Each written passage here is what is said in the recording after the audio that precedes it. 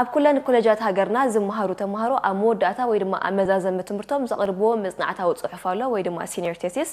የዳልው እዮም እቲ ፕሮጀክት እዚ ወይ ድማ ታብኡ ዘቕርብዎ መጽናዕታዊ ጽሑፍ ድማ ኣብ ዝተፈላለዩ ዓውድታት ኣብ ዝተፈላለዩ ሞያታት ኣትዩ ስሉጥን ጽሑፍን ኣገልግሎት ክህብ ብዝኽእለሉ መገዲ እዮም ዘቕርብዎ ብኣፍራይ ዝኾነ መልክዑ ማለት እዩ ከም መቐጸልታ ናይዚ ኣብ ኢንስቲትዩት ቴክኖሎጂ ኤርትራ ማይ ነፍሒ ኣብ ዓውዲ ኮምፒውተር ኢንጂነሪንግ ዝተመረቑ ተማሃሮ ዘቕረብዎ መጽናዕታዊ ጽሑፍ ወይ ድማ ዘቕረብዎ ፕሮጀክት እንታይ ይመስል ሎሚ ፌሩዝ ቢናም ከተላለየና መሪጽ ኣላ ክንከታተላ ኢና ናባክስክራኩም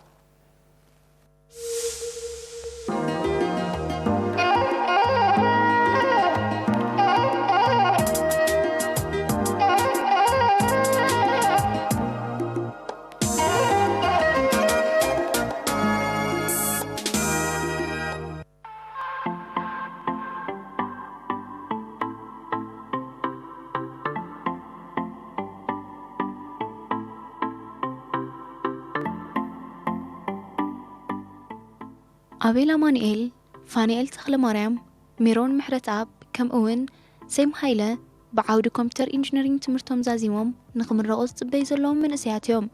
إزم من أسيات كم مزازم تمرتهم نايم مرقطات صحف كدالو تحتيتهم فليز بلن زجر من حسب بمختال حاد بروجكت عداليهم يركبوا إذا عداليهم وزلوا سراح أما علام الزوعل بزحت أجمعات كقال زغل أقدس مسارحيو ቋንቋ ትግርኛ ከም ካልኦት ቋንቋታት ዓለም ለኻዊ ተፈላጥነት ንኽረክብ ቀንዲ መበገስ ሓሳቦም ዕላማን ጻዕርን ድማ ናብ ተግባር ቀይርዎ ይርከብ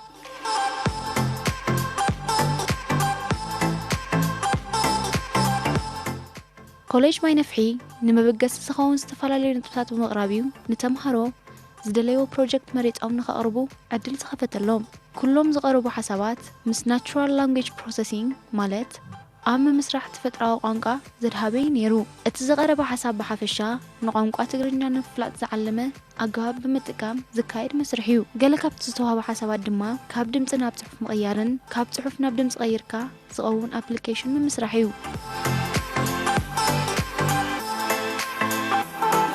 إذن من إسياد دما كاب تزغرب حسابات نتا كاب تحف نابدمت تغير بروغرام بمحاز نافت سامي خبز حواك يلوم كاب استبكيسون دما نستفعلوا صحفات ناي تقرنيا بمصعان نزا ابليكيشن كساب تزازم تعيروم اتقند علامة ناي مدلاو ناي زا ابليكيشن نزقومات سوات مالت نعين صوران أبدأ نزقومات إيرتراوانن كمون مهمنت نزاد فوق كفالات حبرة سمنا كاب كفلت أوزلوم نقرات نخيترفو نمحكازيو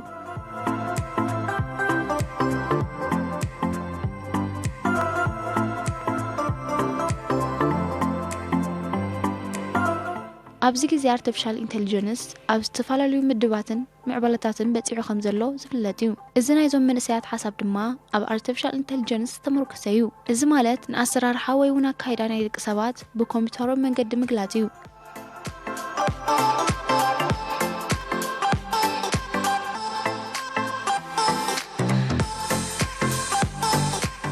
نلوم بأركورات تعذبتنا إذن مهارات عود إنجينيرين دخيمنا ويون تأجيمنا خيولو بخطر تعرض أقربو أبليكيشن مساقوات خنا أقرب لكمينا سناي مكتتال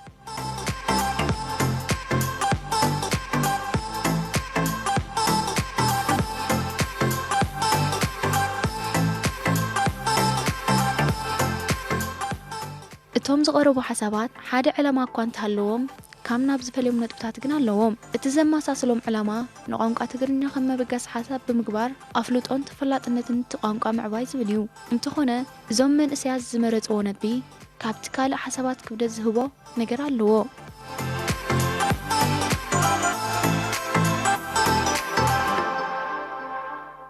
أبتي فللي كرئت تقينا مجمرتا كلهم كابتي NLP زبلناو كلهم عينة NLP مالتي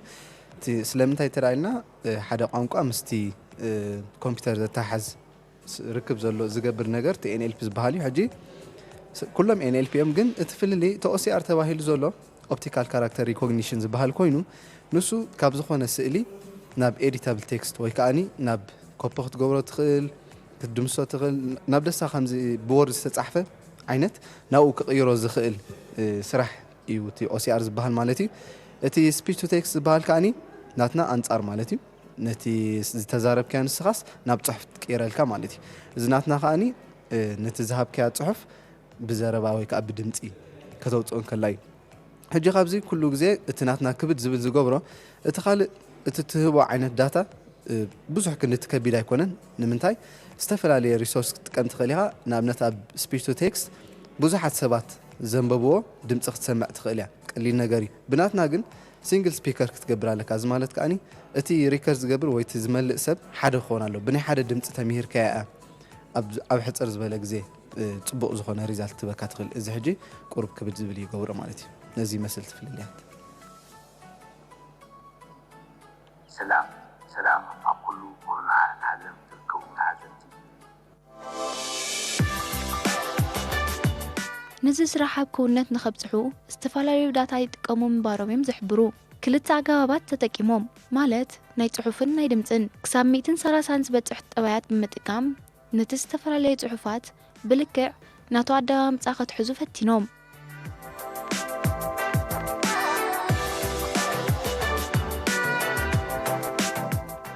ክብደት ናይዚ ኣፕሊኬሽን ዝፍለጥ እኳ እንተኾነ በቲ ዝረኸቦ መሳርሒታት ብምጥቃም ነቲ ዝደለይዎ ነጥብታት ከም ዘማልእ ገይሮም ኣቕሪቦም እዮም ብሓፈሻ ግን እቲ ቀንዲ መብርህ ናይዚ ስራሕ ከመይ ይመስል ስራሕ እንታይ እዩ ከም ዝገለጾ ኣርቲፊሻል ኢንተሊጀንስ ፎከስ ዝገበረ ኮይኑ ኢንተግሪነስ ምስ ኣርቲፊሻል ኢንተሊጀንስ ስፔሲፊካሊ ኣብ ወይ ከዓ ኣብ ዝተወሰነ ሳይ ጉዳይ ኣብ ስፒች ማለት ወይ ከዓ ኣብ ንዛረቡ ትግርኛ ዘረባስ ክሳይ ፎከስ ዝገበረ እዩ ሕጂ እቲ ኣሰራርሓ ከመይ ዳታ ተዳሉ ሙሉእ ሓሳባት ናይ ትግርኛ ብዙሕ ኣብዛ ሓቢልካ ዳይቨርሲፋይድ ዝኾነ ወይ ከዓ ኩሉ ዓይነት መልክዕ ናይ ትግርኛ ዝሓዘ ካብቲ ነቲ ዳታ ዘን ስፒች ትገብረሉ ወይ ከዓ ናቱ ንባብ ከዓ ሪከርድ ትገብሮ ማለት እዩ ሕጂ እዚ ከም ዳታ ምስ ቀመጥካዮ ፔር ጌርካ ንክልቲኡ ማለት እዩ ዘን ሓደ ኣልጎሪዝም ተጠቂምካ ፓወርፉል ኣልጎሪዝም ካብ ስፒች ኤንድ ካራክተርሲ ሓደ ሪፕሬዘንቴሽን ከውፅእ ወይ ከዓ ሓደ ገምጋም ከውፅእ ዝኽእል ተጠቂምካ ትሬኒንግ ጌርካ ኣብ መወዳእታ ሽዑ ነቲ ንሱ ዝተምሃሮ ወይ ከዓ ንሱ ዘውፅኦ ሪፕሬዘንቴሽን ከም ድምፂ ወይ ከዓ ካራክተር ምስትቦ ወይ ከዓ ሓንቲ ሰንተንስ ወይ ከዓ ሙሉእ ሓሳባት ናይ ትግርኛ ምስትቦ በቲ ንሱ ተምሃሮ ገይሩስ ከም ብበልካ ወይ ከድምፀልካ ይኽእል ማለት እዩ ሓፈሻዊ እዚ ስራሕ ከም ዝመስል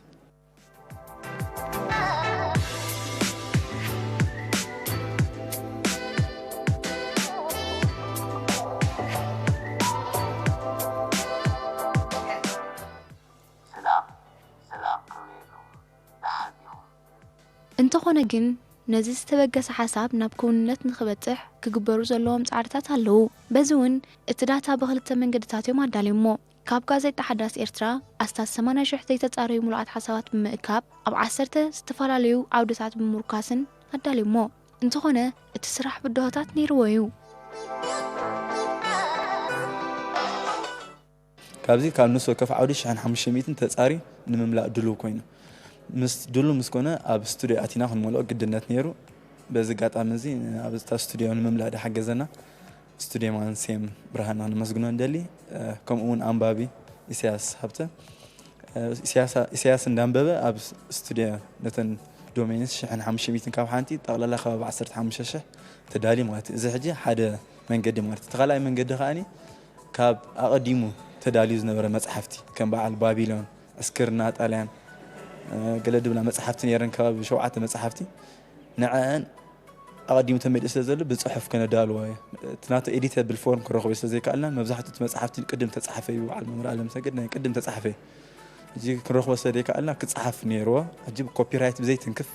ቁዳቁዳ ረፅና ከነዳልዎ ወሲና ማለት እዩ ኣብዚ ሕጂ ክጽሓፍ ኣለዎ ኢልና ንሓንቲ ጸሓፊት ሂብናያ በዚ ጋጣሚ ክንመስግና ኤደን ከባቢ 558 ገጻት ዝኣክል ጽሒፋትና ማለት እዚ ዳታ ብክልተ መንገዲ ዳሊና ለና ማለት በቲ ከባቢ 558 ካብቲ ከባቢ 15,000 ድኾን ሰንት ኣኪብና ድልው ኮይኑ ንምምላእ ንኸዓ ንትሬኒንግ ኣኪብና ማለት እዩ ዳታ ምእካብ ዘጋጥመና መሰናኽላት ብዙሕኒ ምክንያቱ ትደዓበየ መስርሕ ናይታ ፕሮጀክት ዳታ ምእካብ እዩ ቀዳማይ ኣብ ምእካብ ቋንቋ ትግርኛ እዩ ቋንቋ ትግርኛ ኣዝዩ ዓብ ቋንቋን ብዙሕ ደይኒ ፈልጦኒ ምክንያቱ እንታይ እዩ እዚ ንሕና ጠቕላላ ኩሉ ግዜ ንዛረበሉ ትግርኛ ዘራዳዳእና እምበር እቲ ናይ ባሓቂ ትግርኛ ክሳይ ኣይኮነን ከም ኣብነት ክጠቕሰልኪ እንዳሕሪልኪ ጥብቀት ንብሎ ወይ ድማ ጀሚኔሽን ንብሎ ወርድስ ኣሎ እዚኦም እንታይ ኣደማምፆም ሓደ ዓይነት እዮም ግን ትርጉም በበይኖም ይህቡኻ ንኣብነት ምፅላል ንብል ሕጂ ምፅላል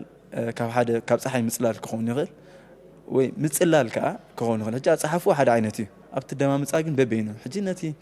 ጌጋ ከምዚ ዓይነት ትምህርቲ እንድሕር ሂብካ ነታ ኮምፒተር ከጋግያ ይኽእል እዩ እቲ ተውፅኦ ወይ ድማ ፕሬዲክት ትገብሮ ንሳ ጌጋ ክኸውን ይኽእል እዩ ሕጂ እዚ ሓደ ካብቲ ናይቲ ትግርኛ ብዙሕነት ስለዚ ነዚታት ክነኣል የለና ኢልና ከም ሓደ ካልእ ፕሮጀክት ንዕስታይ ጌርና ካልእ ኣብነት እንድሕር ጠቂስኪ ስምዒታት ኣብ ምግላፅ ንኣብነት ንሓደ ሰብ ውፃእ ክትብሎ እንድሕር ደሊኻ ተውፅኦ ኢንቶኔሽን ወይ ድማ ትስኻ ተውፅኦ ኣደማምፃ ብርትዕ ይብል ወይ ኖርማል ተሓጒስካ ትዛረቦ ዘራርባ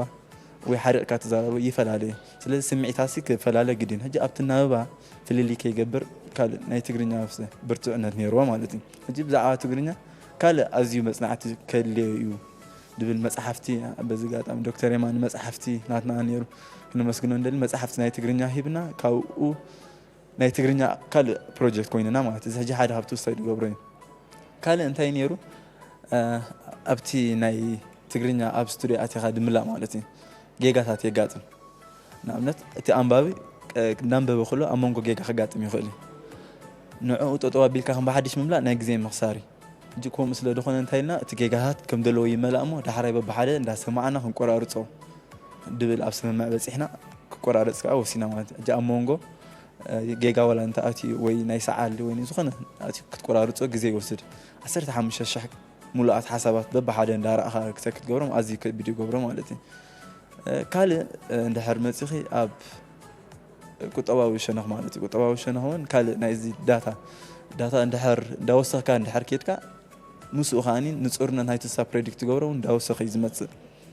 ብዙሕ ዳታ ክትገብር ትኾንካ ብዙሕ ወፃኢታት ይሓተካ ምክንያቱ ስቱድዮ ክትመላእ ኣለካ ኣንባቢ ሰዓታት ኮፍ ኢሉ ስታይ ክገብረልካ ኣለዎ እንጂ ቁጠባዊ ሽዑ ናብ ግዜ ተምሃሮ ስለ ዝነበርና ቁርብ ከቢድ ይገብሮ ንሱ ተሓላፊ ብምቕሉል ኣቀራርባን ኣዘራርባን ከምዚ ኢሉና ብመሰረቱ ኣዋፍር ኣውቶቡሳት ነተን ምድብ ኣለዎን እንታይ ዓይነት ኣውቶቡስ ናበይ ክንደይ ስሩዕ እዩ ከነዛምድ እንተኾይና እውን በዚ ብርቱዕ ክራማት ብምልሻው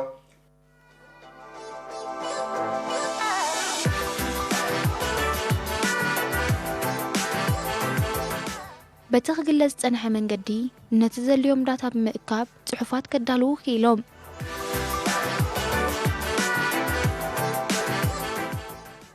እዚ ናይ ሴም እሱን ዳሓጉዝና ጋዜጣ ቴክስት ድረኸምናያን ኮይኑ ማለት እዩ ኮንስትራክት ድገበርና እዚኻ ካብ 16,000 ድኾን ዳታ ይበፅሕ ማለት እዩ ብሰንተንስ ማለት እዩ ሰንተንስ ምስ ኣውዲኡ ማለት እዩ ክንዲ ዝድኾን እዚ ኸዓኒ ስካብ 10 ሰዓት ገለ ይኸውን ማለት እዩ ብጠቕላላሲ ክሳብ 30 ሰዓት ገለ ዝበፅሕ ናይ ክልቲኡ ድኾን ዳታ ካብቲ ናይ ኣውዲዮ ቡክን ሪከርድ ድኾነን ክንዲ ዝድኾን ዳታ ኣዳሊና ማለት እዩ ኣብዛ ናይ ፋኒ ዝበላ ክምላእላ እታ ድበላ 16,000 ንዓ እቲ 16,000 ምስ ተዳለወ ኣብ መወዳእታ ፅሩይ ዝረኸብናያ ከባቢ 6,300 ነይሩ እዚ ድማ ናይ 9 ሰዓታት እዩ እዚ ሕጂ ካብ ጋዜጣ ሓዳስ ኤርትራ ተረኽበ ማለት እዩ በቲ ካልኣይ ሸነኹ ድማ ካብ ኣውዲዮ ቦክስ ተረኽበ ከዓ ከባቢ 11,600 ገምጋም ኮሚታት ነይሩ ማለት እዩ ሰዓታት ክንሪኦ ከለና ከዓ 17.5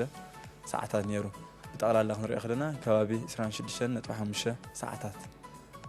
ተሰሪሐ ማለት እዩ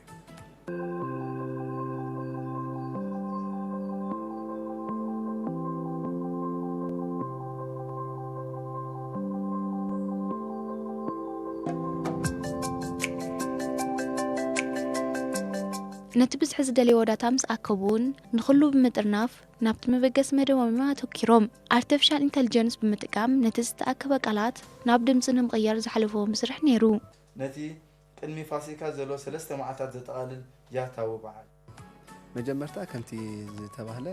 እቲ ዳታ ብፅሩይ ተዳልዩ ንኮምፒተር ብዘየጋግ ማለት እዩ ሽዑ ሓደ ኣልጎሪዝም ትጥቀም እንደን እሱ ከዓ እቲ ኣልጎሪዝም ከዓኒ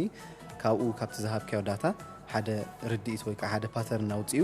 ሽዑ ነቲ ዝሃብካዮ ካብኡ ካብቲ ዘውፅኦ ርድኢት ክምልሰልካ ይኽእል ማለት እዩ እዚ እቲ ሓፈሻዊ ኣሰራርሓ ሕጂ ብውልቅነት ንሕና ዝተጠቐምናሎ ከዓኒ እቲ ዘዳለናዮ ዳታ ንሓደ ታኮትሮን ዝበሃል ናይ ጉግል ኣልጎሪዝም ፊድ ጌርናዮ ማለት እዩ ሽዑ ካብኡ ከዓኒ እቲ ፕሬዲክቲቭ ሞዴል መፂ حجي إذا تاكوترون زبهال end to end synthesis إذا مالت كأني نتذهب كهداتاس صبغ غير كاسخا steps نداوساسخكا لأمنت حنت sentence حمشك زي ريخا 10 تجزي كم زرخب كيو access مالتي ندا مسمهار كيو بعلو ناتو رديتي زوت سخات مهرات رايحة step by step في تجورنتي داتا مالتي سخا نات مرتي مسرح مالتي هجي بعلو كابت ذهبنا داتا تماهيرو حدا predictive model أو تيلنا مالتي إذا predictive model كأني نتذهبنا ونحنا دمتي كمسرح لنا يخل نتصحف ذهبنا مالتي أبزي هجي حدا كنردو أزلنا نجر مالتي كمبيوتر لك كم سب زخانة قنقة كتصحفين كتزارب أي تخيلنا تي سات تقاملو ماشين لانجويج زبهار ويكا بقطري مالتي هجي أبزي نتذهبنا نحنا داتا نتصحف مستأوديو مالتي انتهى تكبر نيرا أب حدا ليست ويكا ماتريكس نبلو مالتي بقطري ملكة تحزو شعو السخا كله predictive model تدالي مستهودة نتذهب كصحف كتزارب الكان دي تعلامة نتصحف synthesizing دابلت انتهي تقبراو قرب جزيت وسريا إذا خان منتهي كابتي إسا أقميتاتو تسأنحت ليست مالتي انداوتسأت تمسرح الكانت تزاربا مالتي زي مسلنا تسرح سلام سلام أقول قرنا عالم تركو تعزتي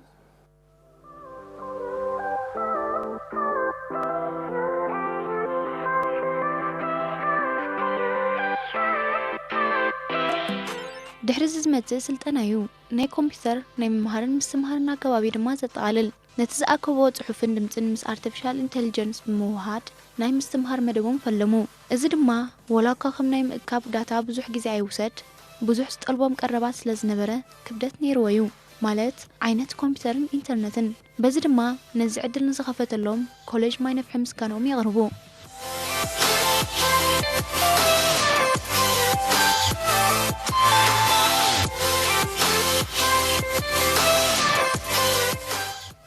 ነዚ ስልጠና ናብ ዓወት ንምብጻሕ ክልተ መንገድታት እዮም ተጠቂሞም ማለት ጉግል ኮላብን ጉግል ክላውድን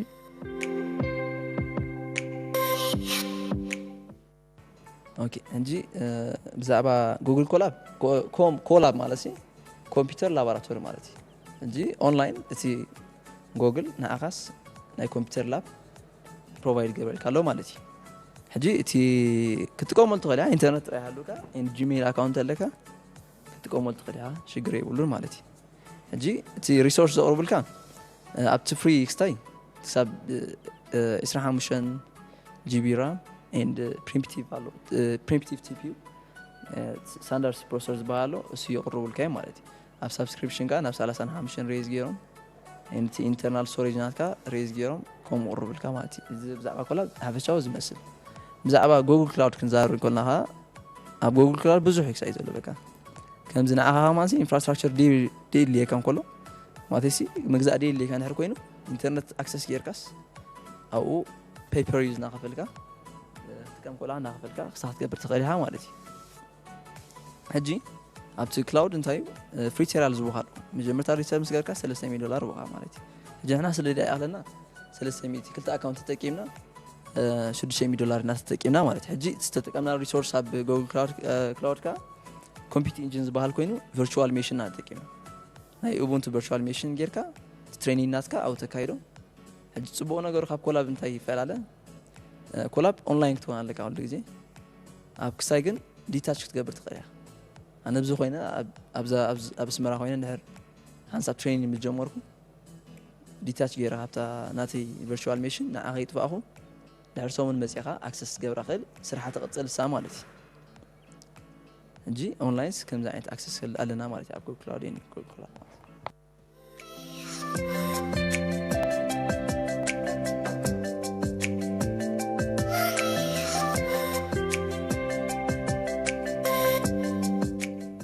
ናይ ትሬኒንግ ፌዝ ብዙሓት መስራሓት ዝሓትት ብምዃኑ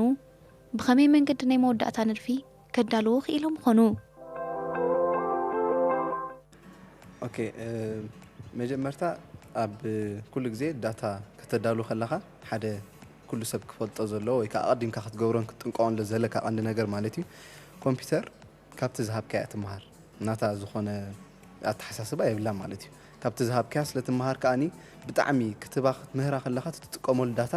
ፅሩይ ክኾን ኣሎ ጌጋ ዘይብሉ ነታ ኮምፒተር ሲ ናታ ካልእ ፓተርን ወይ ከዓ ናታ ርድኢት ንኸይትሕዝ ፅሩይ ዝኾነ ክትባ ኣለካ ማለት እዩ ካብኡ ሽዑ ቀቁንዑ ተውፀልካ ከም ዘለዎ ሕጂ እዚ ንምግባር ከዓኒ ብጣዕሚ ነቲ ኩሉ ዝተመልአ ሰንተንስስ በብሓደ ኖይዝ ሪሙቫል ዝበሃል ኣሎ እሱ ከዓኒ ነቲ ኣብ መንጎ እንዳመላእካ ዝኣቱ ድምፂ ናይ ከባቢያዊ ድምፂ ማለት እዩ ወላ ኣሑቕ ክኸውን ይኽእል ብዙሕ ነገራት ዘጋጥም እዚ ብፅሩይ ክእለ ነይርዎ ከምኡውን ሳይለንስ ሪሙቫል ዝበሃል ኣሎ እዚ ከዓኒ ኣብ መንጎ ከተዓርፍ ወይ ምንባብ ዝኣብየካ ከተንብብ ገለልካ ቁርብ ስቕ ትብል ኢኻ እዚ ከዓኒ ካልእ ክሳይ ንኸየምፅእ ከዓ ይእለ ማለት እዩ ኩሉስ ማዕረ ትፍለው ክሕሎ ስለ ዘለዎ ስለዚ እዚ ይመስል ነይሩ ነቲ ዳታ ንምፅራይ ዝተገብረ ኣሰራርሓ ማለት እዩ እጂ ኣብዚ ከዓ እንታይ ጌርና ማፕ ክንገብሮ ከለና ነቲ ቴክስት ምስቲ ናቱ ስፒች ማለት እዩ ነቲ ስፒች ዝተመልአ ብሓደ ኣውዳሲቲ ዝበሃል ናይ ኮምፒተር ኣፕ ተጠቒምና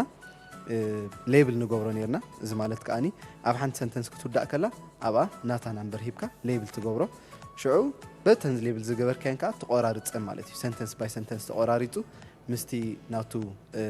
ቴክስት ፎርም ወይ ከዓ ምስ ፅሑፍ ፎርም ኣብ ሓደ ፋይል ይቕመጥ ማለት እዩ እዚ ንምግባር እዚ ከዓኒ ሓንቲ ሰንተንስ ምስ ሓንቲ ናታ ስፒች ማለት እዩ ኣብ ሓደ ፋይል ጌርና ነታ ከም ክሳይ ነቕርበላ ነርና ማለት እዩ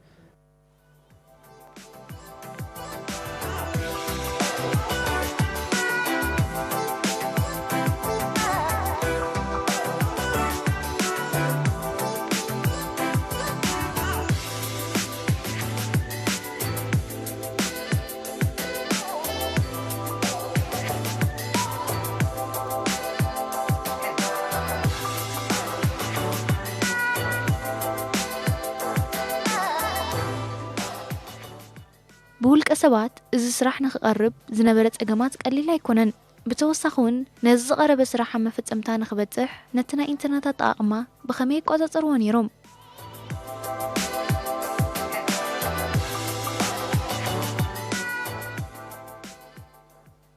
መጀመርታ ካብ በዚ ፕሮጀክት ክንጅምር ከምዚ ብትካል ደረጃ ስራሕ ዝኽእል ስራሕ እዩ ማለት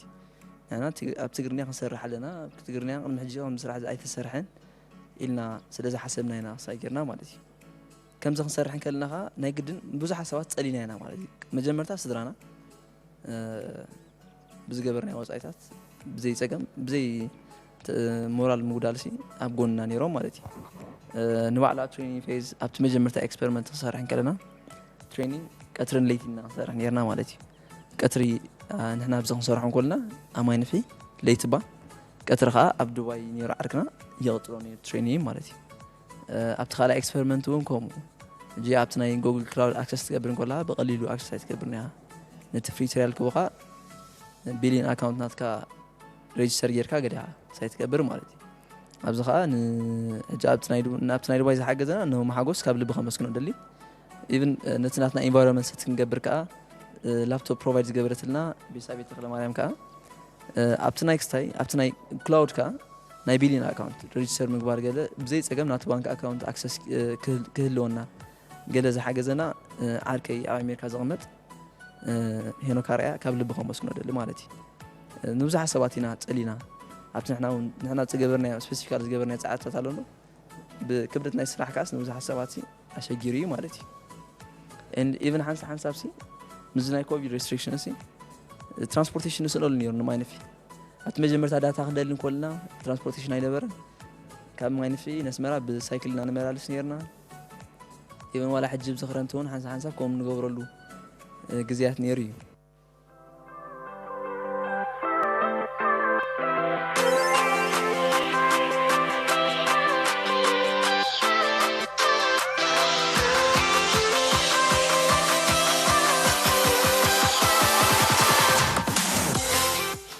በተስተሰርሐሉ መንገዲ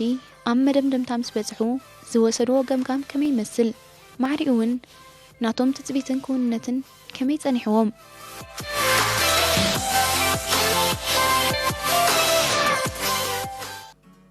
ኣብቲ ከም መጀመርታ ኣብቲ ናይ ዳታ ከም ዝገለጽናዮ ናይ ክሳይ ጸገም ነርና ናይ ዳታ ጸገም ነርና ሕጂ ኣማራጭ ስለደይብልና እቲ ኣውዲዮ ቡክስ ከነዳለውን ኮልና ሞደሬት ኳሊቲ ዘሎ ኣብ ቴክስት ደይኮነስ ኣብቲ ስፒች ማለት እዩ ኣብቲ ድምፂ ሕጂ ብዙሕ ከማ የተጸበነ ምክንያቱ ንሕና እውን ክንሰምዖ ኮላስ ኮምፎርታብል ኣይነበርና ንሕና ዘዳልኛ ዳታ ማለት እዩ ግን ዴሞንስትሬት ንገብር ስለዘለናስ ንዕዳሊና ትሬኒንግ ንገብር ነርና ማለት እዩ ሕጂ ንዑ ምስ ሃብናያ ከምዚ ዝሃበትና ሪዛልት ካብ ትፅቢትና ወፃኢ ነይሩ ማለት እዩ ሕጂ ኣብ ገለገለ ትርኢ ኢኻ ጌጋታት ኣብቲ ሞስት ፓርት ግን ፅቡቕ ሪዛልት ትርኢ ኖይዝ ኣለዎ ሳ ተምፅኦ ድምፂ ወይ ከምዚ ዕርነስ ዝበለ እዩ ግን ነቲ ናይ ትግርኛ ቃላት ዝሃብከያ ከተርምፆ ትኽእል ማለት እዩ ወይ ከዓ እንታይ ክዛረብ እንኮላስ ሰሚዕኻስ እንታይ ከም ትብል ዘላ አንደርስታንድ ክትገብሮ ትኽእል ኢኻ ማለት ሕጂ ብናምበርስ ክንሪኦ ኮልና ከዓ ክሳን ገብሮ ኮልና ፐርፎርማንስ ናታ ክንግምግምዎ ከለና ምስ ናትና ግራውንድ ትሮ ዝሃብናያ ሕጂ ስፒች ብናምበርስ ሪፕሬዘንት ትገብሮ ይትኽእል ብኦፒኒየን ናይ ሰባት ጥራይ ክትመዝኖ ትኽእል ሕጂ ብኦፒኒየን ናይ ሰባት ከም ዝኣከብናያ ኣቨሬጅ ጌርና ካብ ኩሉ ሰብ ካብ 1 ክሳብ 5 ካብ ኤክሰለንት ክሳብ ፑር ማለት እዩ ኣቨሬጅ ጌርና ኦልሞስት ናይቲ ግራውንድ ትሩ ዝሃብናያ 3.51 ገለ መፂ ናታ ሪዛልት ከዓ 3.4 ገለ መፂ ማለት እዩ ሕጂ ኦልሞስት ነቲ ዝሃብናያ ዳታ ሲ ምስስ ኮምፒት ጌራ ማለት እዩ ወይ ከዓ ተወዳዲራ ጅስ ምስ ተፅቢትና ኣዝዩ ዝዕግብ ሪዛልት ነይሩ ሰላም ከመይለኹ ኣብ ኩሉ ቆርኑ ዓለም ትርከቡ ተዓዘብቲ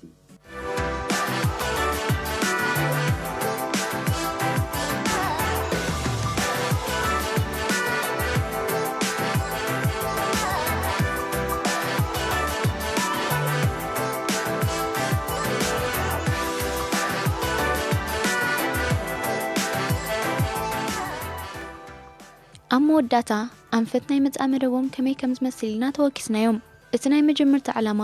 ነዚ ስራሕ ኣማዓላ ንምውዓል እዩ ካብ ሃገርና ሓሊፉ ድማ ብዝተፈላለዩ መልክዓት ናብ መላእ ዓለምና ክቐርብ እዩ በዚ ድማ ኩሉ ህዝቢ ተጠቃሚ ናይዚ ፕሮግራም ንክኸውን ይትቐንዲ ዕላማኦም መዐቀኒ ናይ ዝኾነ ሓደ ስራሕ ወይ ኣብ ከምዚ ቀሪብካ ወይ ማስ ሜዳ ቀሪብካ ገለ ይኩን ናይ መዐቀኒ ሓደ ስራሕ ዝኾነ ናይ መዐቀኒ ሓደ ስራሕ ኣብ ባይታ እንተዳውዒሉ እዩ ስለዚ ዛናትና ፕሮጀክት መጀመርታ ኣብ ምንታይ ትውዕል ድብል መብርሂ ንዝነት ሰብ ዝያዳ ርዱእ ክኸውን መጀመርታ ንዓይነ ሱራን ዝኾነ ዓይነ ሱራን ክረኽቦ ደይከኣሉ መፅሓፍቲ ብድምፂ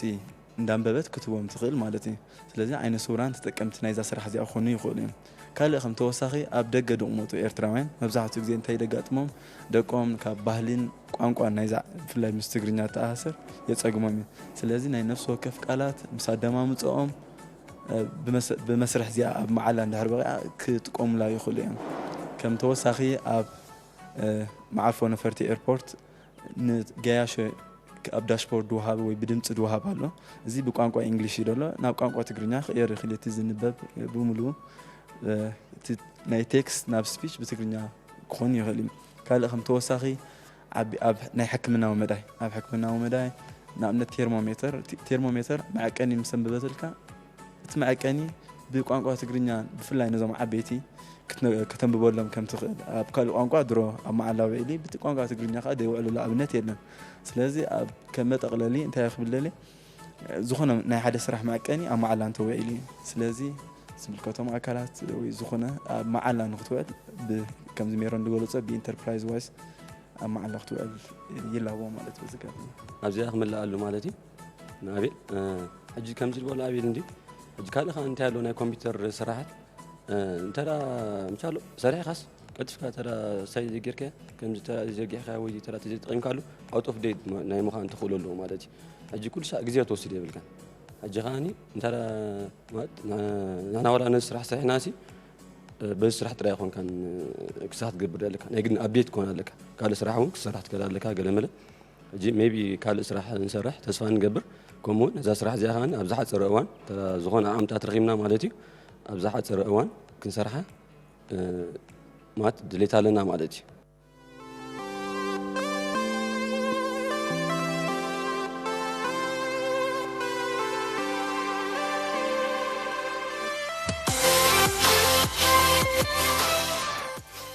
ክብራት ተዓዘብትና ከምዚ ክንዕዘቦ ዝጠናሕና እዞም መንእስያት ዘቕርብዎ ስራሕ ንምጥኣም መዓላ ክውዕል እንተኸኢሉ ዓብዓብ ርክቶ ዘለዎ እዩ ብውልቀ ሰባት ተኻይዱ ኣብ መፈፀምታ ክበፅሕ ክትሓስቦ ኣፀጋሚ እኳ እንተኾነ ምስ ኩሉ ፀገማቶም ኣብ ምዝዛም ኣብፂሖሞ ይርከቡ በዚ ድማ ድኻሞም ኣብ ግምት ብምእታው ዕላማኦም ብምልኣት ዝቖመሉ መንገዲ ክፍጠረሎም ተፅቢትና እዩ